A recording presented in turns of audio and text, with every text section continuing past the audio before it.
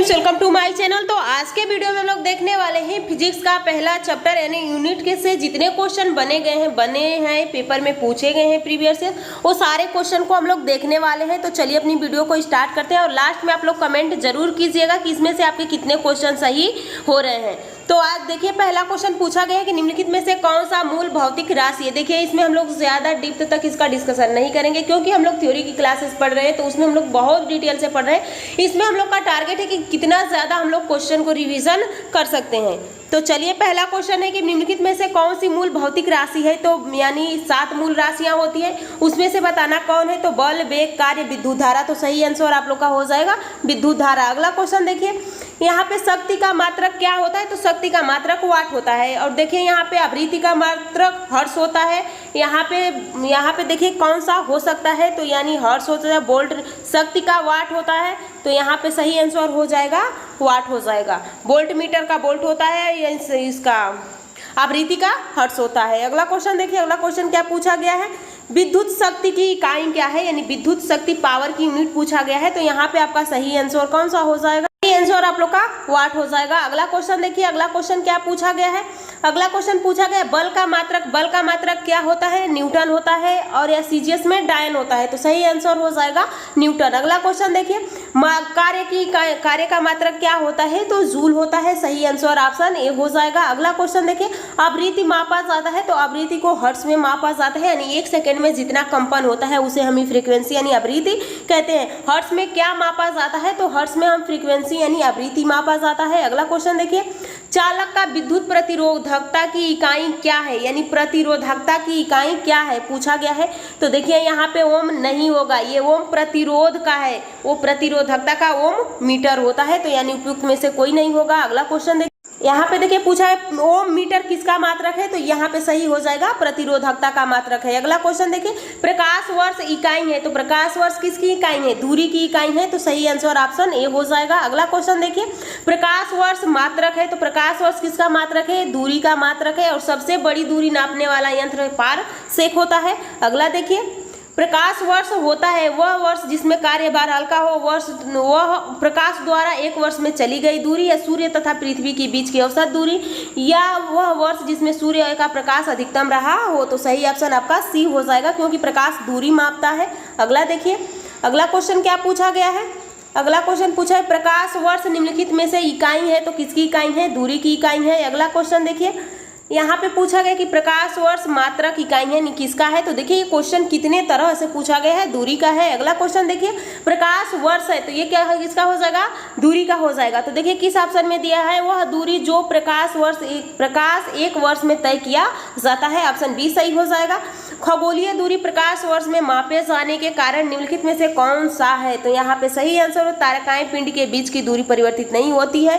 तारकाएं पिंड का गुरुत्व परिवर्तित नहीं होता है। प्रकाश सदैव सीधी रेखा में यात्रा करता है। प्रकाश की गति स्पीड सदैव एक समान गति होती है। तो यहाँ पे सही ऑप्शन आपका डी हो जाएगा। अगला क्वेश्चन देखिए, एक पारसेक तार संबंधित दूरियां मापने का मात्रक बराबर होता है। तो यहाँ पे सही हो जाएगा 3.25 प्रकाश वर्ष हो जाएगा। अगला क्वेश्चन देखिए, यहाँ पे अगला क्वेश्चन पूछा गया है पारसेक मात्रक है। तो पारसेक दूरी का मात्रक होता है। अगला क्वेश्चन देखिए, माप की कौन सी इकाई 0.39 से गुणा करने पर इंच प्राप्त होता है। तो यहाँ पे सही आंसर हो जाता है सेंटीमीटर। और देखिए ये सारे क्वेश्चन किसी न किसी एग्जाम में पूछे गए हैं। 6 फीट लंबे व्यक्ति की ऊंचाई नैनोमीटर में कैसे व्यक्त की जाएगी। तो यहाँ पे आप लोग को नैनोमीटर में पूछा गया है। तो 183 × 10⁻⁷ नैनोमीटर होता है। अगला देखिए, अगला क्वेश्चन क्या पूछा गया है।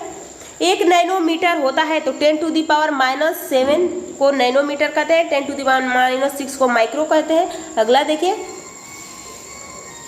अगला क्वेश्चन देखिए क्या पूछा गया है। लास्ट में आप लोग कमेंट करके जरूर बताइएगा कि आप लोग के क्वेश्चन कितने सही हो रहे हैं इसमें से।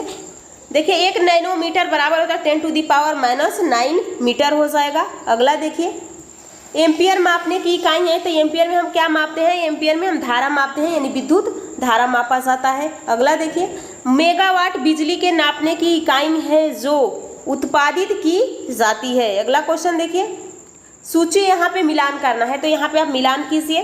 त्वरण का क्या होता है, मीटर पर सेकेंड स्क्वायर होता है। बल का न्यूटन होता है। कार्य का हो जाता है जूल और आवेग का हो जाएगा न्यूटन सेकेंड। आवेग और संवेग का न्यूटन सेकेंड होता है। अगला क्वेश्चन देखिए, अगला क्वेश्चन क्या पूछा गया है।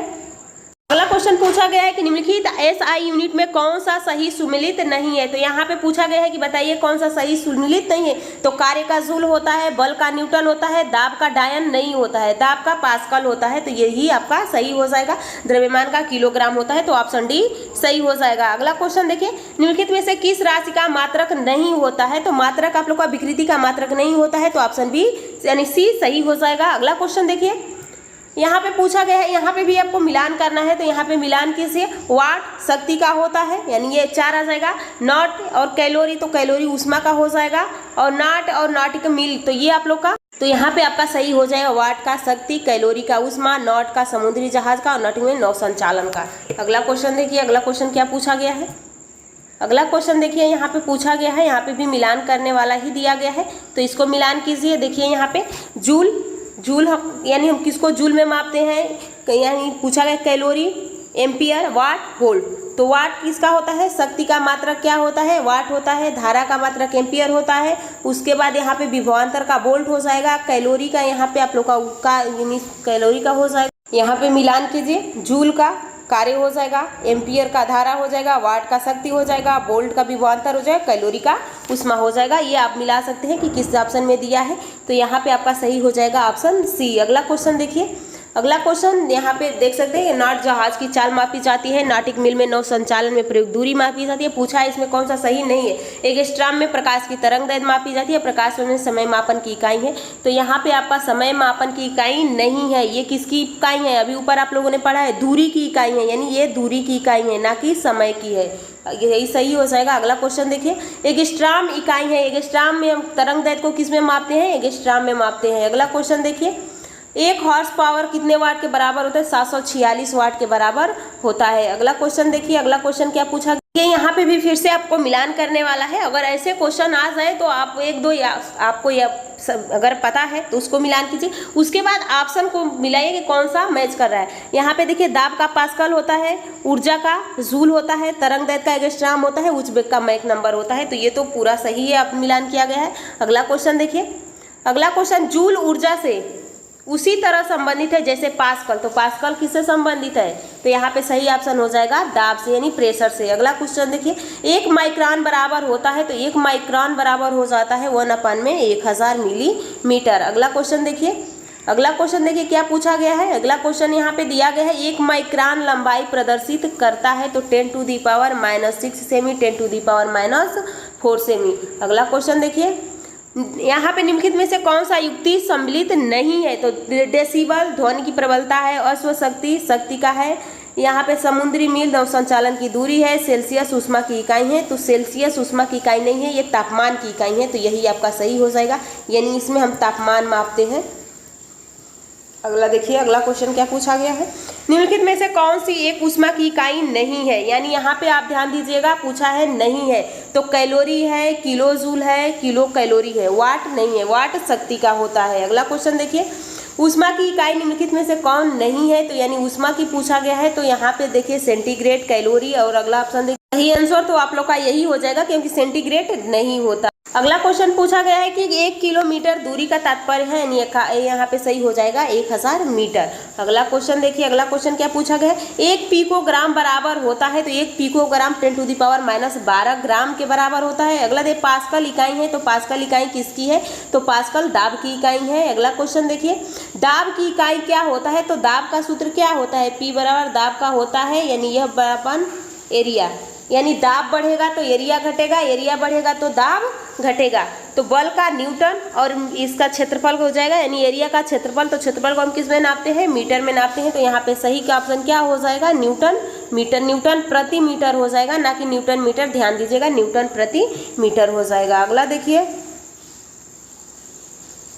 सॉरी यहाँ पे देखिए क्षेत्रफल दिया है ना, तो क्षेत्रफल का एरिया का स्क्वायर होता है। तो यहाँ पे ये वाला सही हो जाएगा, यानी यहाँ पे आप लोग का न्यूटन एरिया स्क्वायर हो जाता है। अगला क्वेश्चन देखिए, अगला क्वेश्चन क्या पूछा गया है यहाँ पे। अगला क्वेश्चन पूछा गया है यहाँ पे कि बताइए, दाब का मात्रक क्या होता है, तो दाब का मात्रक यहाँ पे फिर से पूछा गया है। तो दाब का मात्रक क्या हो जाएगा, किलोग्राम वर्ग सेमी, किलोग्राम मिमी, किलोग्राम सेमी, किलोग्राम घन सेमी। तो यहाँ पे कोई ऑप्शन नहीं दिया है, तो सही ऑप्शन आपका ई हो जाएगा। अगला क्वेश्चन देखिए, परिस्थितिकी दबाव की इकाई क्या है, तो परिस्थितिकी यानी एटमॉस्फेयर प्रेशर क्या है, तो बार हो जाएगा। अगला क्वेश्चन देखिए, अगला क्वेश्चन क्या कुछ 1 किलोग्राम प्रति सेंटीमीटर स्क्वायर दाब समतुल्य होता है, तो 1.0 बराबर के यानी बार के बराबर होता है। अगला क्वेश्चन देखिए, निम्नलिखित में से कौन सा अदिश राशि है, सदिश और अदिश पूछा जाता है, तो बल, वेग, त्वरण, दाब, दिशा और परिणाम दोनों होता है, पर लेकिन त्रिभुज के नियम का पालन नहीं करता है, इसलिए ये अपवाद है, यानी ये अदिश राशि होता है, सदिश राशि नहीं होता। अगला क्वेश्चन पूछा गया है कि बताइए विद्युत विभव के संदर्भ में निम्नलिखित में से कौन सा सही है, तो यहाँ पे यह एक अदिश राशि है, यह एक सदिश राशि है, तो यानी विद्युत विभव कैसा है, ये अदिश राशि है, सदिश नहीं है, ये भी त्रिभुज के नियम का पालन नहीं करता है, तो ऑप्शन ए सही हो जाएगा। अगला क्वेश्चन देखिए, तेल का एक बैरल निम्न में से लगभग कितना होता है, तो ये 159 लीटर का होता है। अगला क्वेश्चन देखिए,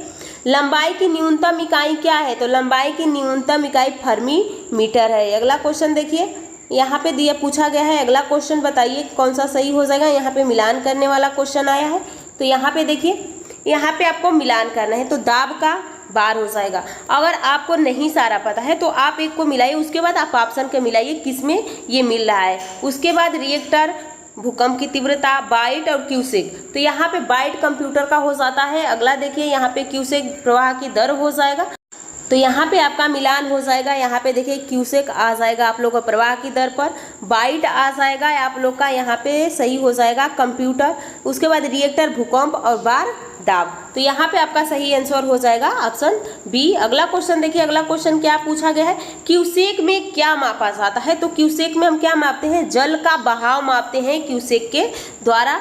अगला क्वेश्चन देखिए, निम्नलिखित में से कौन एक वायुमंडल के ओजोन परत की मोटाई नापने वाली इकाई है, तो ओजोन परत की मोटाई हम किसमें नापते हैं, डाप्सन में मापते हैं। अगला क्वेश्चन देखिए, डाप्सन इकाई का प्रयोग किया जाता है तो ओजोन को मापने के लिए, तो यहाँ पे सही ऑप्शन आपका सी हो जाएगा। अगला क्वेश्चन देखिए, अगला क्वेश्चन क्या पूछा गया है, ये चैप्टर आप लोग का कंप्लीट हो गया है। नेक्स्ट वीडियो में हम अगला चैप्टर